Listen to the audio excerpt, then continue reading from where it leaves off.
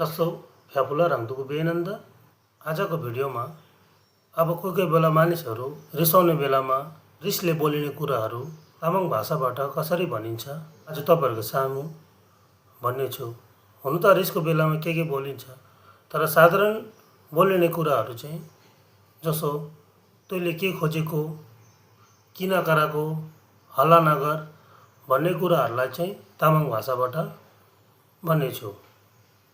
लस्सो भन्छ नि, तैले के खोजेको, यसै तिग माइबा, यसै भनेको तैले, तिग भनेको के, माइबा भनेको खोजेको, यसै तिग माइबा तैले के खोजेको, किन कराको, तिले क्रिङबा, तिले भनेको किन, क्रिङबा भनेको कराको, तिले क्रिङबा, किन कराको, त्यसै कराएर हुन्छ, होराङनुन क्रिङसी तला, होराङनुन भनेको त्यसै, क्रिङसी भनेको कराएर, तला भनेको हुन्छ, होराङनुन क्रिङसी तला, त्यसै कराएर हुन्छ, कुरा बुझ अनि करा, ताम गौ जमा क्रिङ्गो, ताम गौ भनेको कुरा बुझ, जमा भनेको अनि, क्रिङ्गो भनेको करा, ताम गौ जमा क्रिङ्गो, कुरा बुझ अनि करा, त्यसै कराउँदो रहेछ।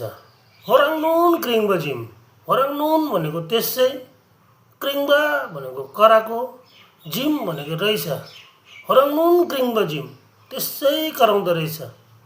लस्सो यस्तै बोलिन्छ भन्ने पनि छैन। अब रिसको बेलामा कस्तो बोलिन्छ हैन।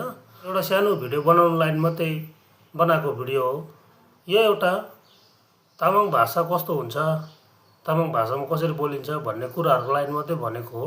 यो भिडियो बनाएर यति चाहिँ थाहा भयो, धेरैलाई नै तामाङ भाषा सिक्नुको लागि भित्री मनदेखि नै इच्छा रहेछ र उहाँहरुको सपोर्टले गर्दामा कम समयमै राम्रो भ्युज, राम्रो फलोवर्स पाउनु यो त खुसीकै कुरा लाग्छ मलाई।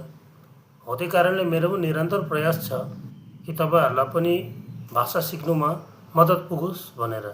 आजको लागि यति नै हो। लस्सो थुजिछे।